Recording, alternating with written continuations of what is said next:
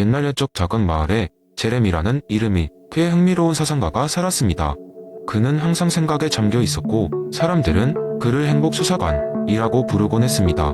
제레미는 사람들의 일상생활에서 쾌락과 고통의 균형을 맞추는 방법을 찾는데 여념이 없었습니다. 그는 공리주의라는 자신만의 특별한 이론을 개발했는데 이는 마치 세상의 화합을 위한 매뉴얼 같았습니다. 하루는 이 마을에서 아주 특별한 축제가 열렸습니다.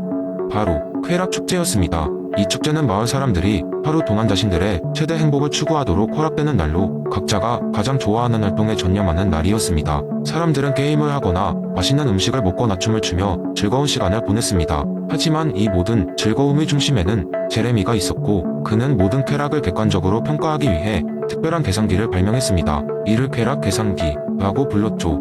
축제가 시작되자 사람들은 쾌락 계산기를 사용하여 자신이 선택한 활동이 마을 전체에 어떤 영향을 미치는지 평가하기 시작했습니다.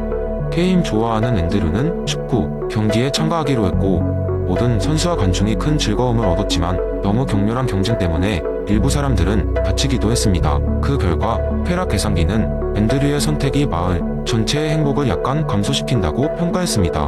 한편 제니는 자신의 뒷마당에서 조용한 음악회를 열었습니다. 참석한 사람들은 음악 속에서 마음의 평화를 찾았고 쾌락 계산기는 그녀의 활동을 매우 긍정적으로 평가했습니다. 제니의 음악회는 사람들에게 영감을 주고 다음 날까지 그 여운이 남아 다른 이들을 더 행복하게 만들었습니다.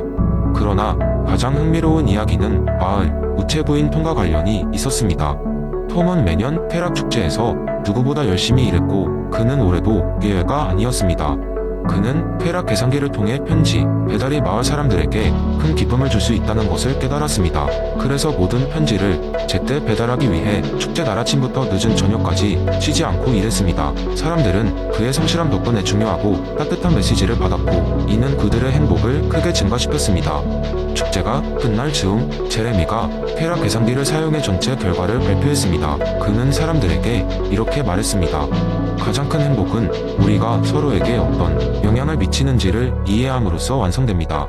여러분 모두가 자신의 쾌락뿐 아니라 다른 이들의 즐거움도 고려했을 때 우리는 진정으로 행복한 마을이 될 수 있습니다. 그날 이후 제레미의 공리주의는 마을 사람들이 마음에 깊이 자리 잡게 되었고 사람들은 제레미의 쾌락 계산기를 늘 기억하며 그들의 선택이 마을 전체에 미치는 영향을 늘 고민하게 되었습니다. 이로 인해 마을은 더욱더 화목하게 되었고 사람들은 매년 쾌락 축제를 기다리며 제레미의 가르침을 따라 최대 다수의 최대 행복을 함께 추구하게 되었습니다. 두 번째 이야기. 옛날 어느 마을에 철학을 좋아하는 한 노인이 살고 있었습니다. 이 노인은 매일 아침 강가에서 낚시를 즐기며 사람들에게 흥미로운 철학 이야기를 들려주곤 했죠. 어느 날 노인은 마을 사람들에게 데이비드 휴미인과 관계에 대한 회의주의에 관한 이야기를 들려주기로 했습니다. 얘들아, 오늘은 아주 특별한 이야기를 해줄 테니 모두 가까이 모여보거라. 노인은 강가의 낚싯대 옆 자리에 앉아 사람들에게 말을 시작했습니다. 오늘의 주제는 우리가 알고 있는 모든 인과관계는 과연 진짜일까? 라는 거란다. 길을 가다가 비둘기가 날아가면 우리는 비둘기가 날았다고 하잖니. 그렇지만 혹시 그 비둘기가 날아오른 이유가 그냥 돌풍이 불어서라면 우리는 그저 비둘기가 날아갔다는 결과를 보고 원인을 해석한 것일 뿐이지. 사람들은 갸우뚱하며 의문을 품었습니다. 그때 한 젊은이가 노인에게 물었습니다. 그렇다면 모든 인과관계가 단지 우리의 기대일 뿐이라면 우리는 어떻게 세상을 이해해야 하죠? 노인은 미소를 지으며 이어갔습니다. 좋은 질문이구나. 그건 휴미 말하듯이 우리가 세상을 경험적으로 이해하고 있을 뿐 절대적 진리를 알고 있는 건 아니라는 뜻이지. 휴은 우리가 A라는 사건이 B를 유발한다고 주장할 때 사실은 단지 A가 B의 선행했음을 여러 번 목격했기에 그렇게 믿는 것에 불과하다고 설명했단다. 인과관계는 완전히 확실한 것이 아니라 잠정적이고 경험적인 결론일 뿐이라는 거지. 이야기를 듣던 사람들 중 한 명이 손을 들며 다시 물었습니다. 그렇다면 우리가 날마다 하는 예측과 계획들은 모두 틀릴 수도 있다는 건가요? 맞아, 그럴 수도 있지. 노인은 인자한 얼굴로 대답했습니다. 하지만 그럼에도 불구하고 우린 그런 예측을 바탕으로 세상을 살아가고 있어. 다만 휴은 우리가 맹목적으로 세상의 인과관계를 믿는 것보다는 항상 우리의 지식이 제한적이고 경험에 의존하고 있다는 것을 인지하며 겸손하게 접근해야 한다고 이야기한 거란다. 그러자 모두가 고개를 끄덕이며 이해하기 시작했죠. 결국 우리가 세상을 이해하는 방식은 우리 경험을 통해서 형성되는 거군요. 하지만 그 경험도 언제든지 변화할 수 있는 잠재성이 있는 거고요. 노인은 마지막으로 이렇게 덧붙였습니다. 마땅히 인과관계란 항상 경험적이고 잠정적인 것이란다. 그러니 항상 새로운 경험에 열려있고 변화를 받아들일 준비가 되어 있어야 한다는 것을 명심하도록 하렴. 그날 이후로 마을 사람들은 노인의 이야기처럼 인생의 여러 사건을 마주할 때마다 항상 열린 마음과 겸손한 태도로 접근하려고 노력했습니다. 그렇게 그들은 인과관계를 단지 눈앞의 현상이 아니라 보다 넓은 시야로 바라보는 법을 배웠다고 합니다. 세 번째 이야기한 중세 마을에 아퀴나스의 철학을 전파하려는 여행자 이야기가 있었습니다. 그는 이론적으로 복잡하고 깊은 주제를 단순하고 재미있게 설명하는데 특출난 능력을 가지고 있었습니다. 이 여행자는 마을 광장에서 사람들을 모아놓고 신비롭고도 매력적인 이야기를 시작했습니다. 여러분, 오늘은 저와 함께 우주의 비밀을 풀어봅시다. 그는 마치 마법이라도 부리는 듯한 손짓으로 사람들의 호기심을 끌어당겼습니다. 옛날 옛적 어느 작은 마을에 생애 최초로 먼지 먹는 기계가 있었습니다. 이 기계는 신기하게도 어디선가 나타나 마을 사람들의 삶을 깨끗하고 편안하게 만들어 주었답니다. 하지만 이 기계를 누구도 만들지 않았다는 걸 아는 사람은 없었죠. 당연히 사람들은 그저 별똥별이 떨어졌을 때 생겨난 기계라고만 추측할 뿐이었어요. 사람들은 그 이야기의 결말을 궁금해했습니다.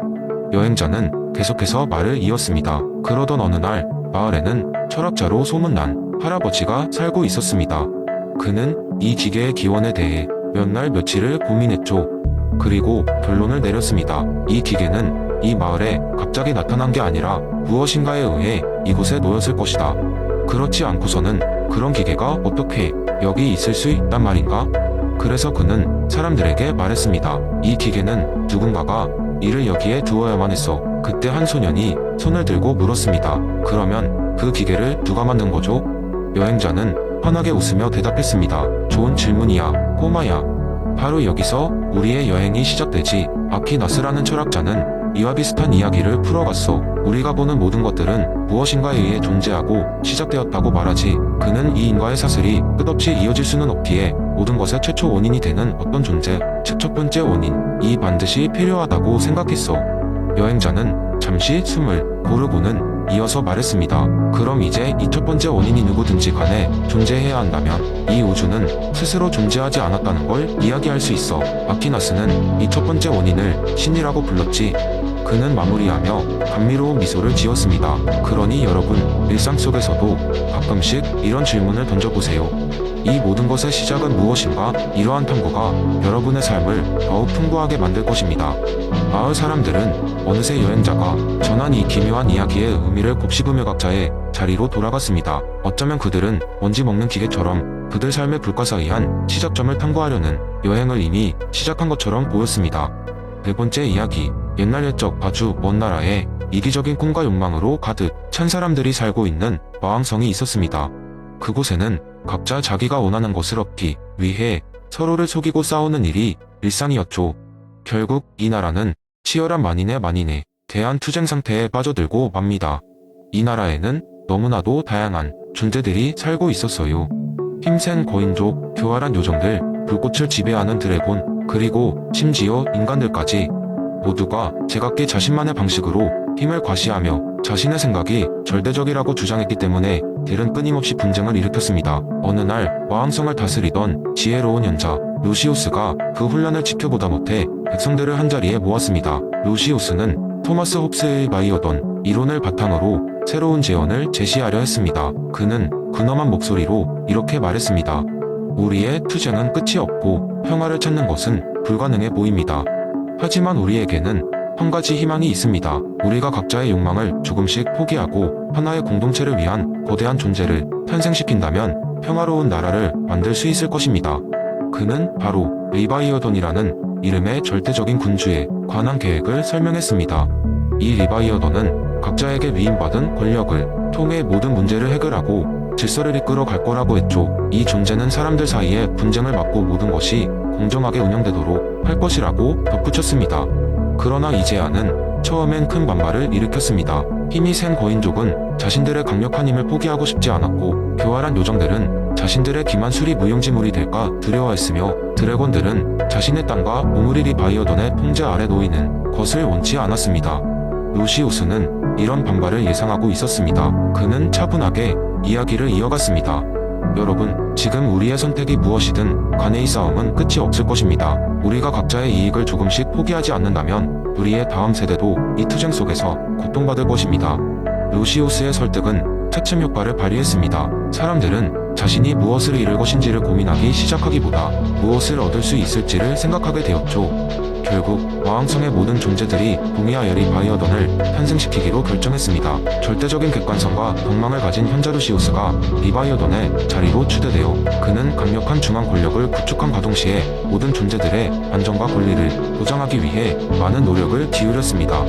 세월이 흐른 뒤 와왕성은 놀라울 정도로 평화롭고 번영하는 곳으로 변모했습니다. 모든 이가 루시우스의 통제하에 공존하며 이전에 끝없는 전쟁과 다툼은 사라지고 서로를 배려하는 법을 배우게 되었죠. 그렇게 리바이어던과 함께 새로운 시대가 시작되었고, 전설로 남은 토마스 홉스의 이론은 이곳 와왕성에서 진정한 가치를 발휘하게 되었습니다. 이제는 누구도 리바이어던이 존재를 의심하지 않았고, 모두가 평화와 안전 속에서 행복한 삶을 누리게 되었습니다.